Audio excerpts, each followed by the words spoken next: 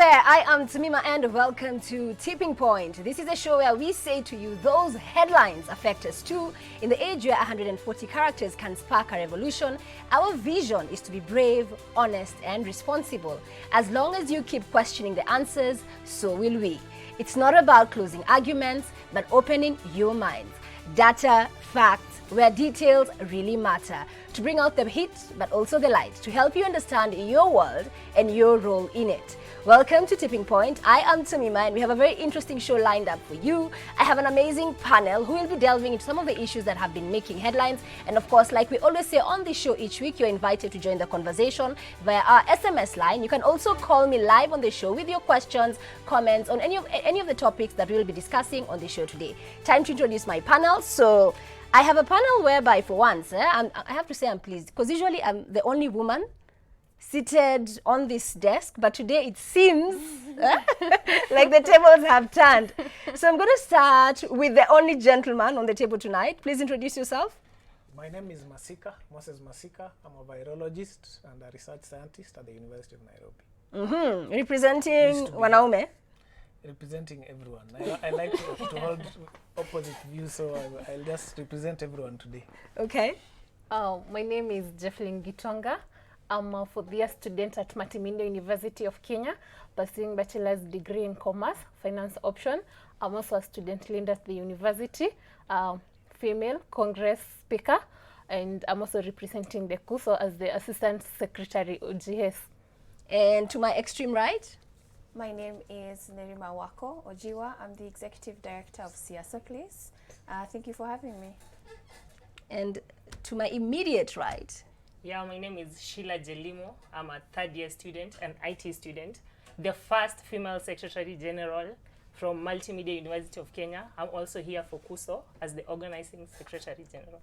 So obviously here at Switch TV, we are a youth channel. And of course, today my panel truly represents the youth. We want to find out what you think about some of the issues that have been making headlines and of course, how they affect you and what your role is in effecting the change that you want to see in your country. So obviously this week, a big story has been the handshake. Well, the handshake between President Uhuru Kenyatta and opposition leader Raila Odinga on March 9, 2018 was a watershed event that extinguished political fires, unified Kenyans after a divisive election and moved the nation forward. The two leaders pledged to work together to address ethnic divisions, corruption, and historical injustices. Well, 2 years on, this week, as the country reflects, we ask you, has the handshake achieved all its objectives? So I want to kick off the show on that note. Let's start with you, Nerima. Has the handshake achieved all its objectives?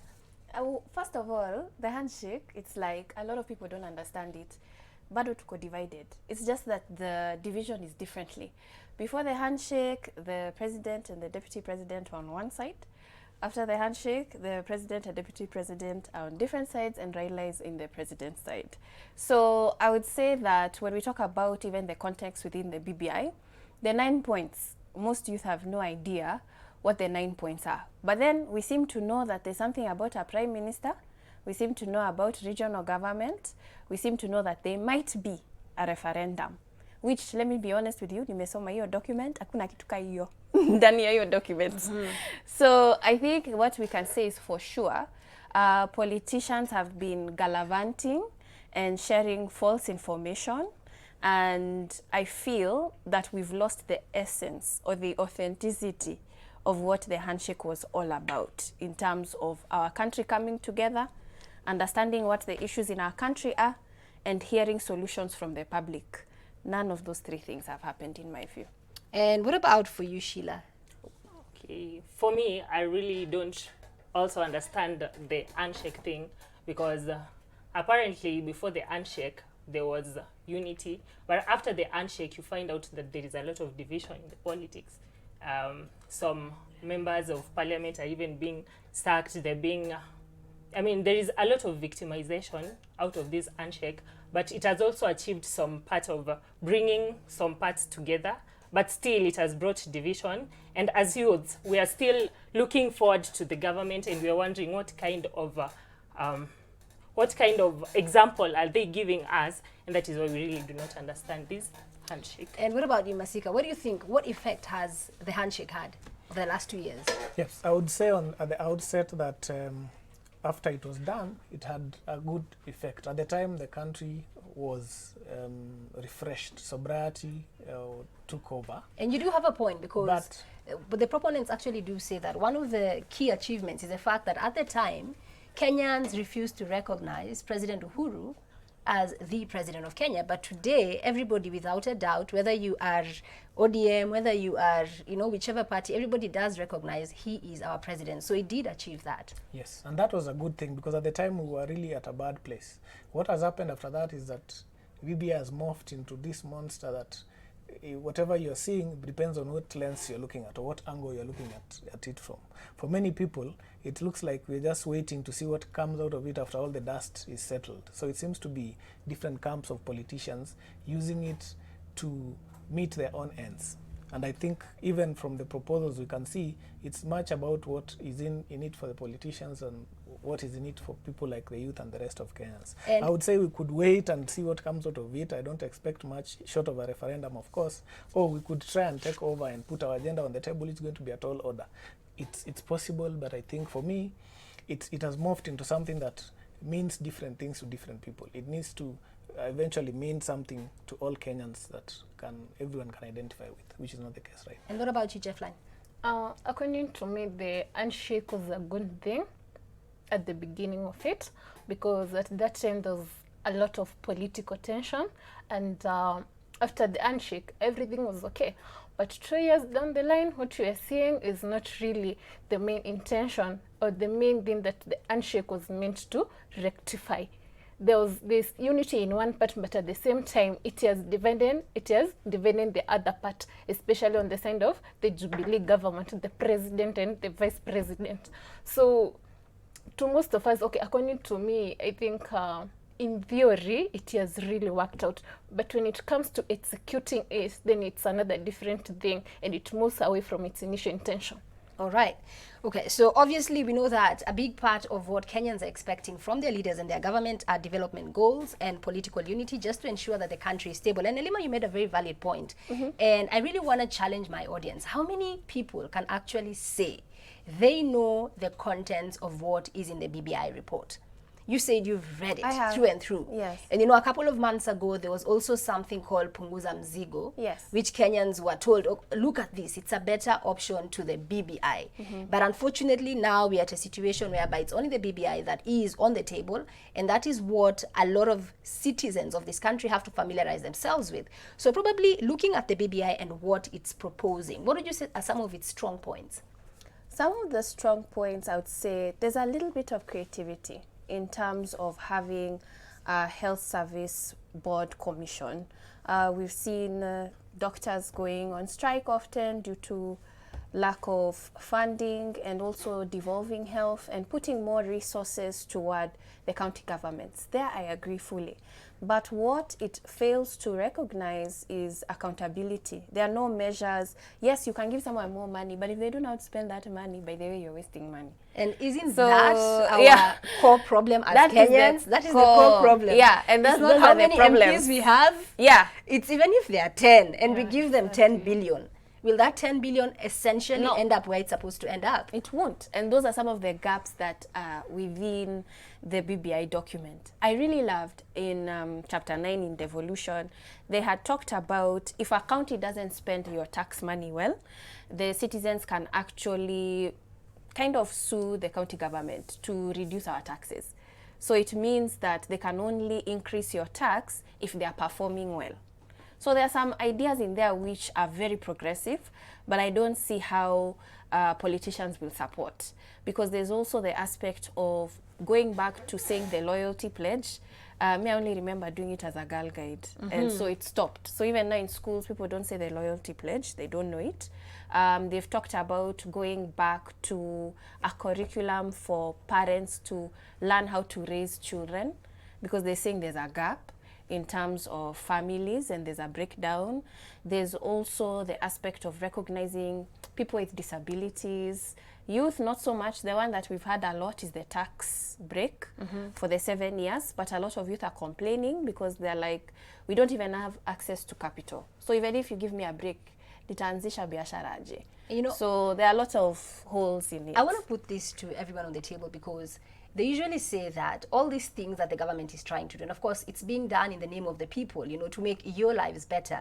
But unfortunately, let me use Safaricom because it's one of the biggest companies we have in the country. Unlike Safaricom, your government will not necessarily go out there and make sure that every billboard, you know, every pop-up you see on digital, every ad you see on TV is pushing what it is you need to know about how the government is run. So I kind of feel like in some ways as citizens we do fail ourselves because we know of these things, but it's almost like it's for a particular elite. Hainihusu mimi nitangoja tu ile siku naambiwa referendum iko, I know. Baba amesema ama Ruto amesema, then I go and do the necessary without necessarily understanding that. Because like, so there's an intern in my office where I really encourage her to read the BBI. So she's a university student, and so when we had staff meeting on Monday, she was giving an update, and so the whole team was so excited. She was like, guys, I opened the document on Saturday, nikaanza kusoma, I fell asleep. Like, she fell asleep. Oh my God. On the first page. Yeah. And so it also shows that, unfortunately, our constitution, it gives us a lot of power. But then if we don't know how to use that power, if we're not taught how to use that power, guess what? Politicians will take advantage of that. And Absolutely. that's what they're doing. Sure. That's what Absolutely. they're doing. And I want to give everyone a challenge. Can we give each other a challenge? And I like that you brought that up, Nerea, because tuseme this month of March tutasoma BBI pamoja. I'll even start a BBI book club. Tusome BBI pamoja. And on that note, we also hit the streets just to find out from ordinary Kenyans like you and I what they thought the impact of the handshake was. Take a look. Yenyewe nimeona umbali imetutoa, kuna matunda kufikia saa hii. Isipokuwa wachache ndio wanasema wajaona matunda, lakini nimeona matunda sababu kuna utangamano.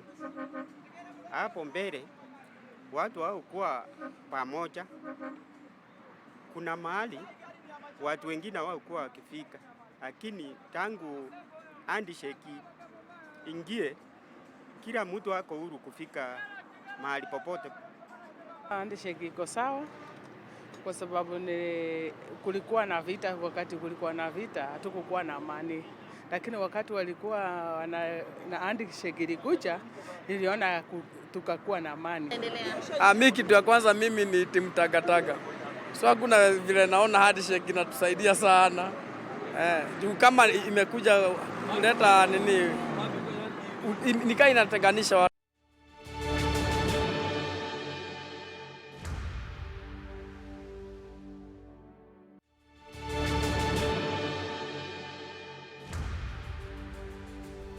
Welcome back to Tipping Point. I am Tamima. Now remember that you can join the conversation via our SMS line 23999 and of course by the hashtag TippingPointKE on Twitter, Facebook and on Instagram. And so earlier on I said I'm starting a book club.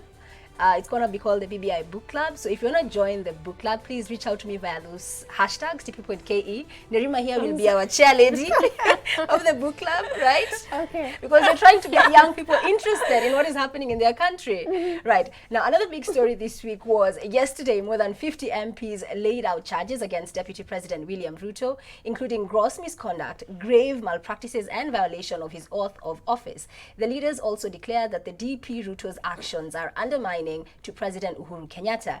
The members of the National Assembly and senators drawn from Jubilee, ODM, Amani National Congress, Wiper Party, KANU, and several independents said their call for Ruto's exit was justified.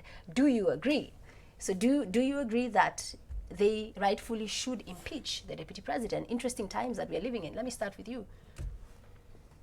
I have not seen ground enough to impeach the president in what they're claiming. That if you have disagreed on, and especially on this matter of the BBI, that you need to be put aside or taken out of your position.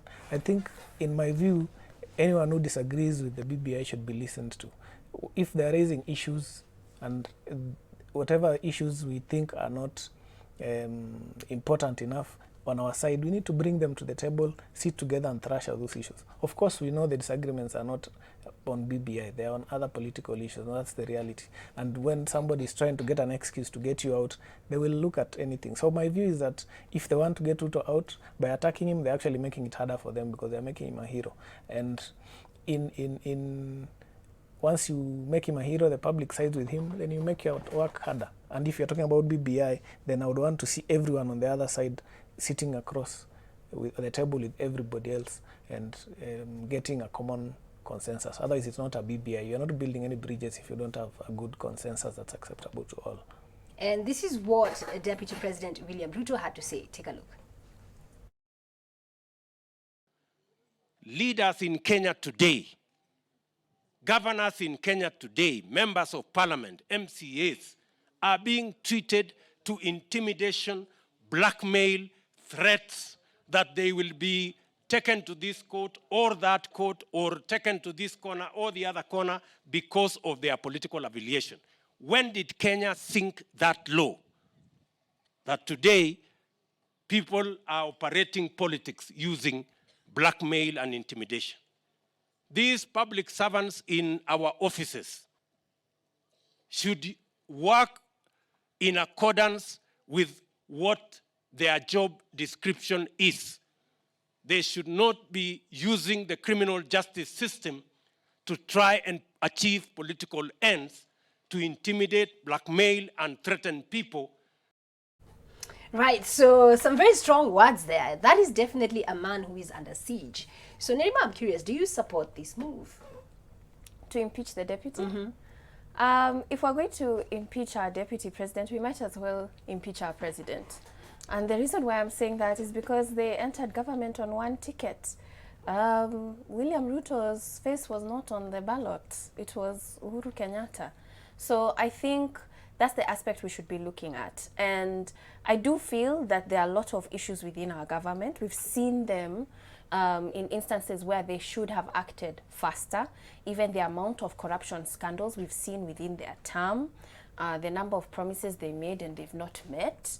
Frankly, our government, we should be concerned with how they act. So no, I do not support it. It does look like it's targeted, and that's unfortunate, but I don't think they're going to be able to. They couldn't even impeach the governor of Nairobi.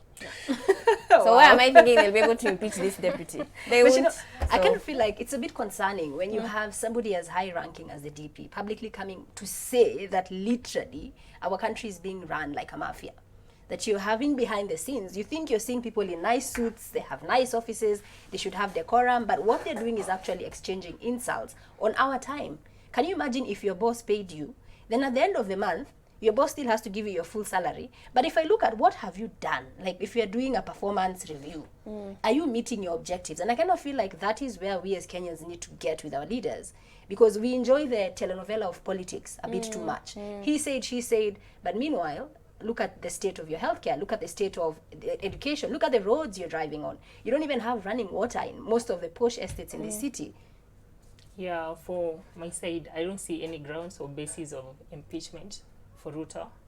First of all, I think Kenyans need to really open their eyes towards politics, because I believe politics is a dirty game, and all that is just like, it's part of politics. And secondly, I would love to really put into light that majorly we as Kenyans, we run in a fact that if our political godfather is really supporting this, for example, this BBI stuff, then we will support. If it is not, we will not support. We don't really get the knowledge or the information, of which the information is the power. Even the youths are really out here to semetu ukweli. Even in my school, majorly the youths do not support the BBI thing. But majorly, I think the Kenyans need information. Is it that they do not support the BBI, or is it that they are not well informed to even have an opinion around whether they should support it or not? But I think the youths have the information, you see, but the people who are down there, uko mashinani, hawana the information, you see, so they just follow the godfathers. But currently, as we speak, the youths are informed, they have read this stuff, and they really know where Kenya is going. They are aware of the political waves and how politics runs. And I think that is what is really happening in Kenya. So the basis of impeachment is totally political, and I don't think anyone should consider it. Okay, let's hear from you, Jeffrey, before we move to our next story.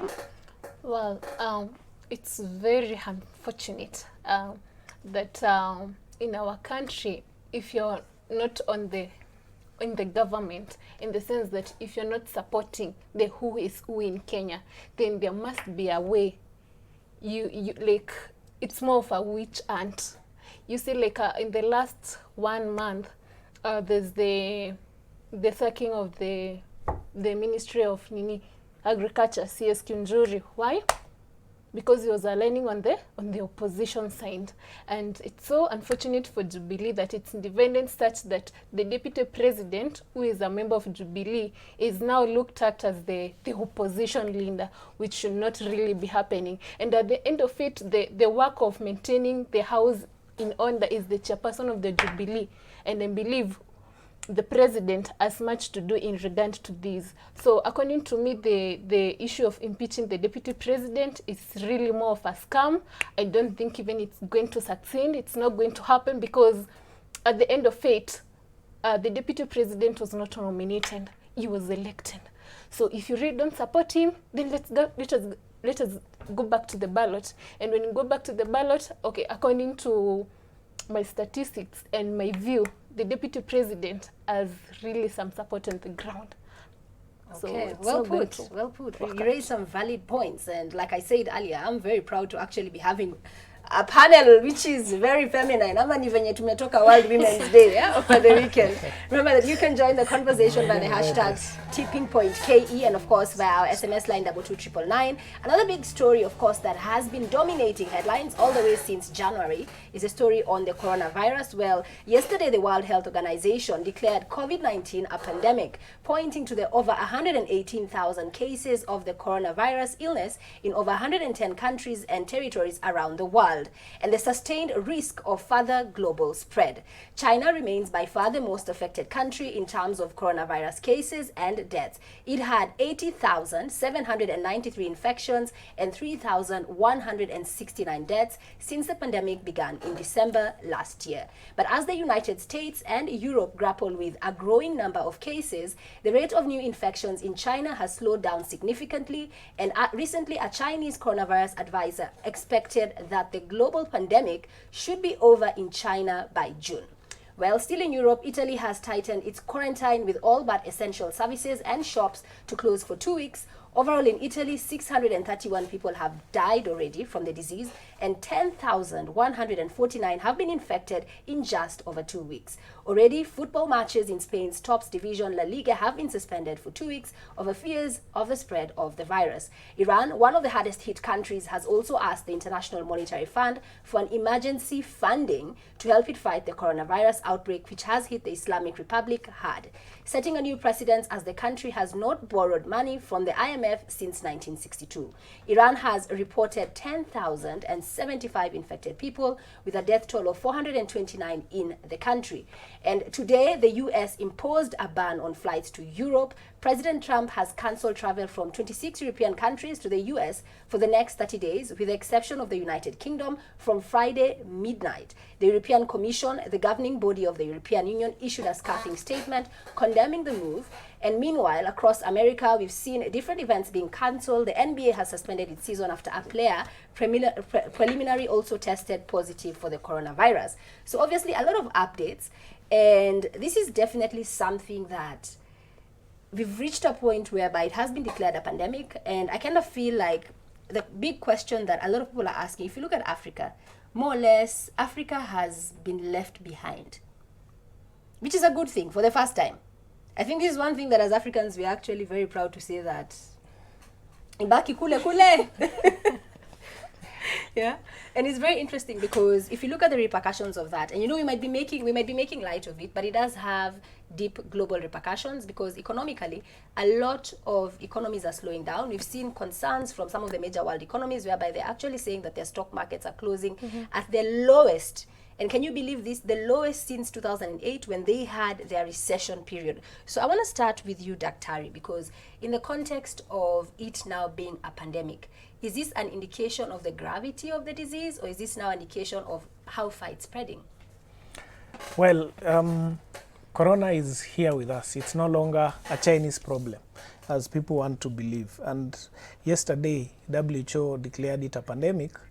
Not that it changes much in the state of the disease, but to highlight or to show countries that it's important to do something, because people take the word pandemic previously, but really it's a matter of grammar than anything else. We previously could have called it a pandemic, but what the reason that was given yesterday was that countries have not been doing as much as they should, and maybe calling it a pandemic will be a call to action, and that is important. What we should highlight is that although so far we have the most number of cases in China, the epidemic, the number of new infections in China has actually dropped markedly.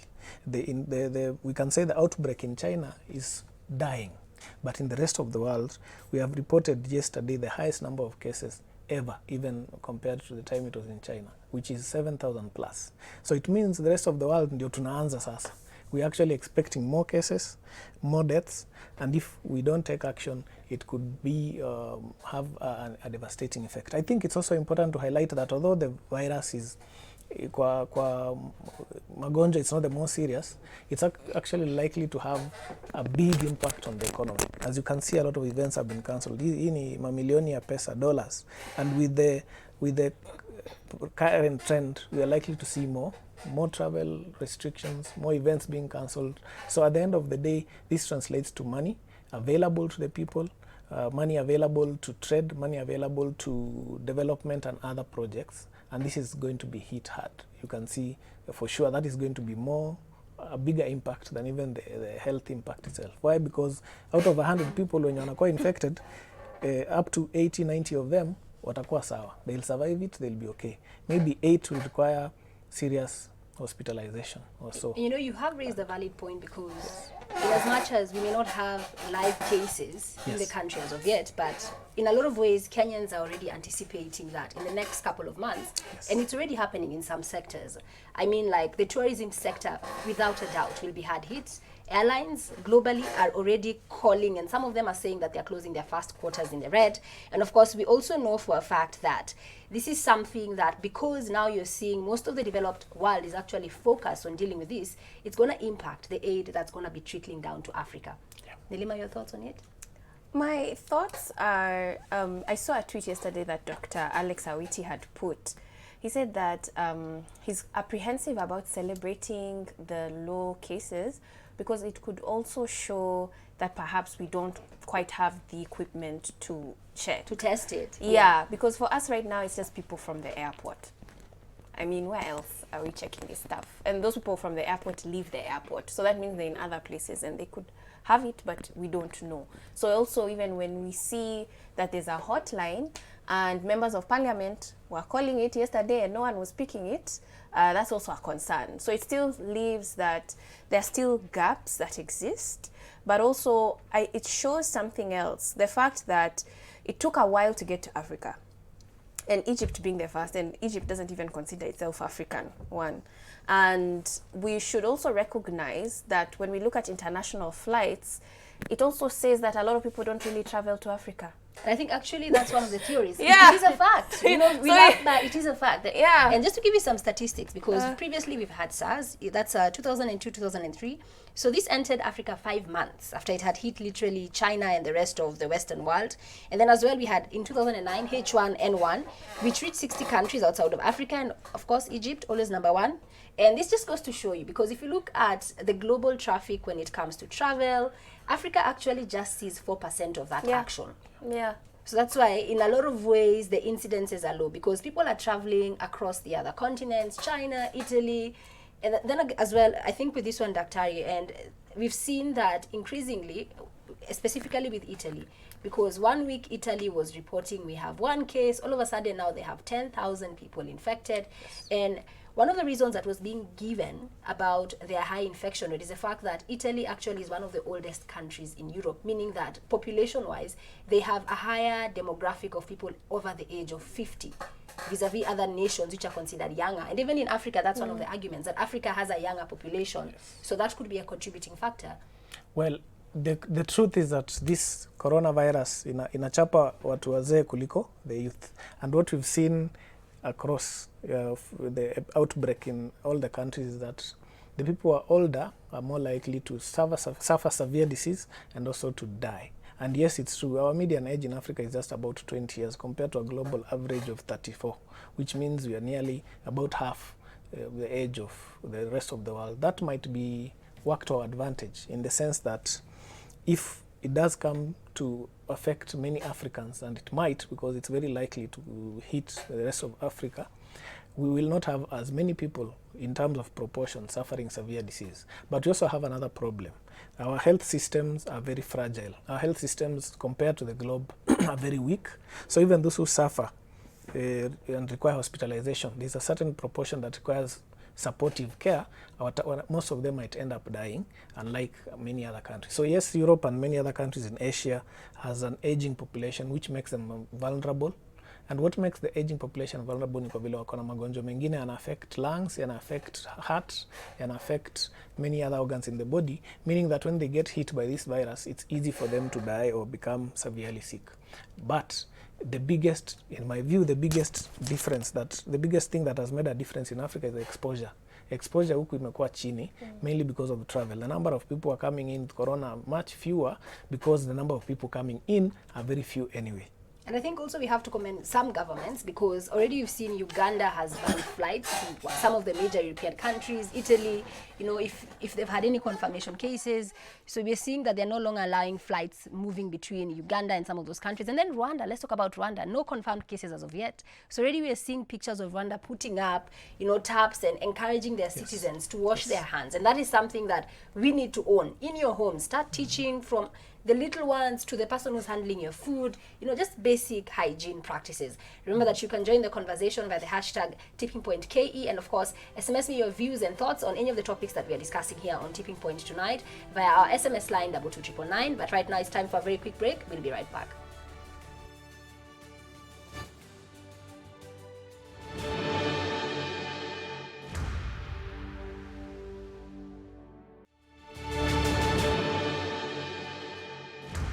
Welcome back to Tipping Point. Remember that you can let me know where you're watching us from via SMS line 22999. Now, I'm sure if you've been on social media, you've definitely seen this story whereby they are saying that in the UK, a clinic paid volunteers $4,000, that's roughly 400,000 Kenya shillings plus, to be part of clinical trials in the infected, that means to be infected with the COVID-19. And all this is in the race to find a cure for the virus. So the volunteers will be safely injected with a harmless strain of the coronavirus, which will cause a very mild respiratory illness, helping experts actually test the potential of the vaccines that they are working on. So according to reports, tens of thousands of volunteers have already applied. Now, Daktari, you feel a certain way about this story. Yes. Tell us.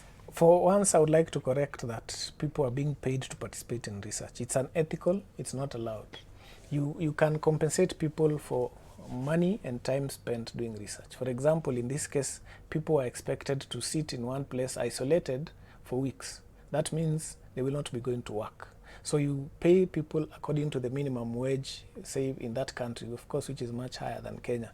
That, say, for example, you're paying £10 per hour for the period that these people will be losing their income to stay with you.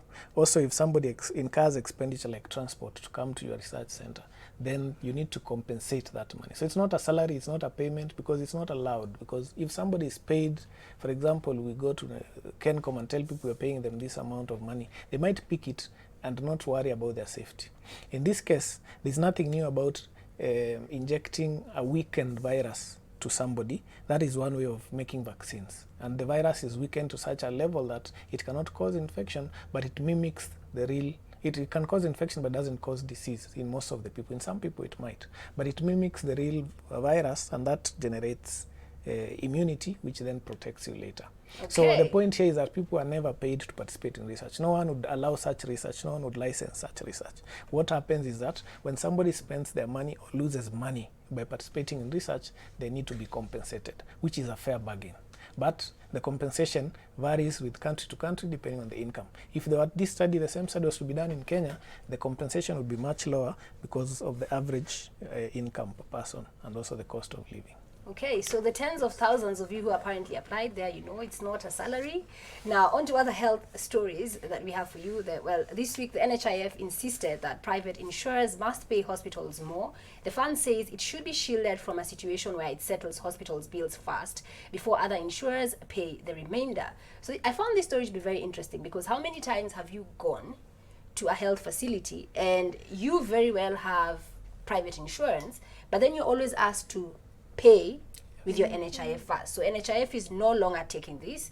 Well, what they are recommending is that well, what the NHIF is recommending is that, and this is in conjunction with COTU, that they want the private insurers to desist from having NHIF pay first for individuals who are co-insured, meaning that you already have private insurance. Well, Robert Duba, the NHIF board deputy chairman, argued that the current setup had seen NHIF lose funds while private insurance posted huge profits. Private health insurers will be forced to pay more for their policyholders if the new recommendations are adopted. Well, NHIF and COTU have also demanded the immediate separation of statutory and voluntary contributors who are gobbling up in excess of 10 billion Kenya shillings from the fund in benefits payouts and overutilization. COTU is calling on the government to fund the health insurance for non-statutory contributors through the universal health coverage. And some very good arguments being put forward there. Dr. Ari, what do you think? It's a very good discussion to have. I think we can all agree that over the last 4 or 5 years, NHIF has changed and has been able to cover many more Kenyans to much higher or larger sums.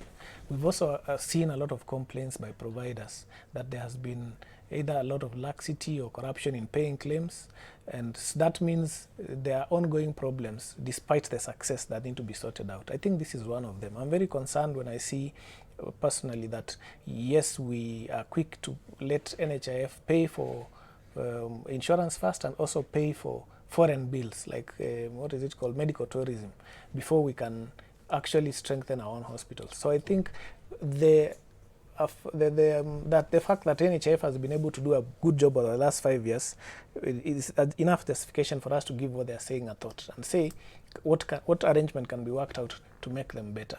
And I think it may not necessarily mean paying first, but a fair agreement can be reached to allow all the insurance companies to get a just or a justifiable, equitable share of the liabilities that come from this kind of illnesses.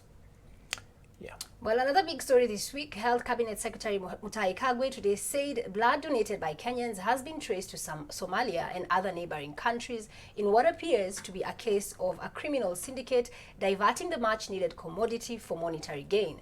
The CS indicated the current blood shortage crisis has been occasioned by people he termed as immoral blood auctioneers who have ignored the plight of Kenyans. Statistics indicate only 1% of Kenyans donated blood in the 2018-2019 fiscal year to provide 164,000 units against the required 1 million units needed annually.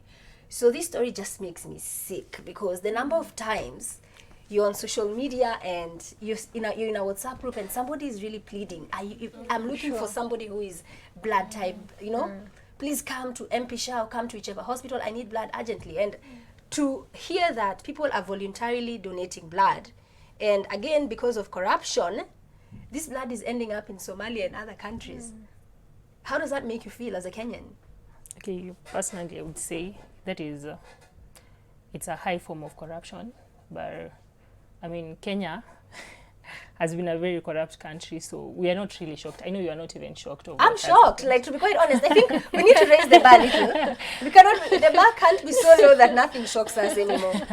And exactly that's why we've come here. We need to sensitize the nation about whatever is happening so that we can condemn it and ensure it stops. And I think it's the responsibility of the government to really come in and really be keen on it. You know, they are really focusing on the BBI and the politics stuff, forgetting about the welfare of the nation. And I think it's a call for Kenyan government to really look into its people's welfare.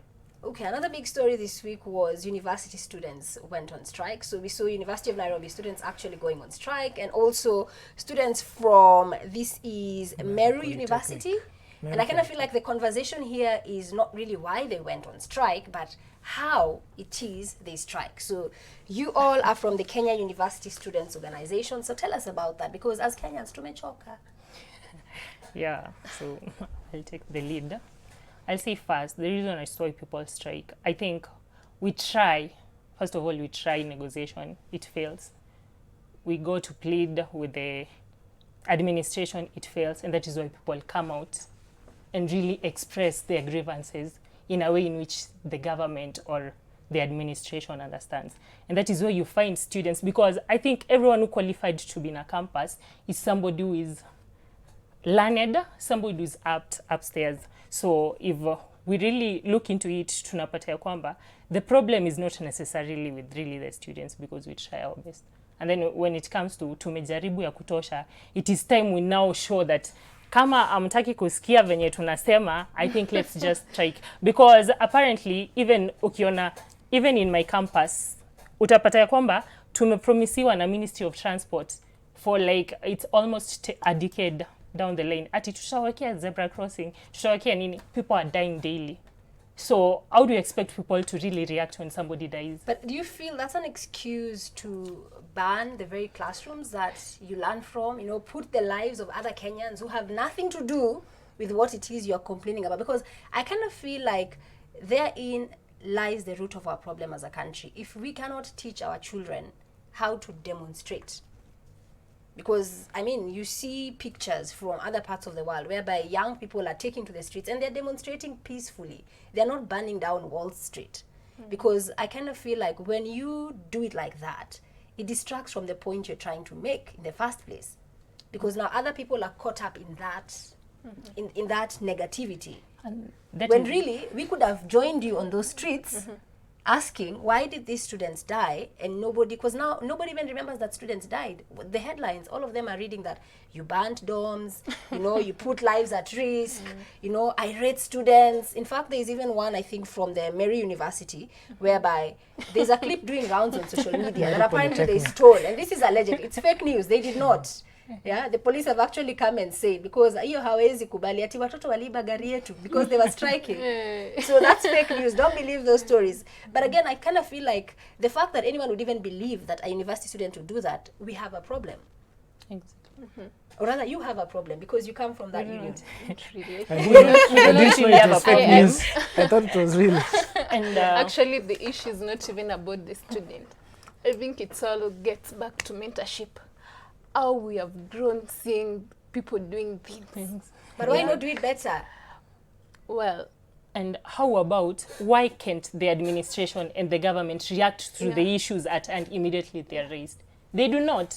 They take them for granted because they are waiting for them to strike so that actually, they can it's a come and pull do or work. push stuff. So I feel like I need to move from tipping point into real talk with the university students. But that's all the time that I have today on Tipping Point. Thank you so much for staying with us. Until next time, I have been your host, Temima, and as always, I love hearing from you. Let me know what stories you want us to cover on the show, Tipping Point, and of course, if you can even suggest guests who can come on the show here and represent you. Well, that's it from me. Enjoy the rest of your viewing.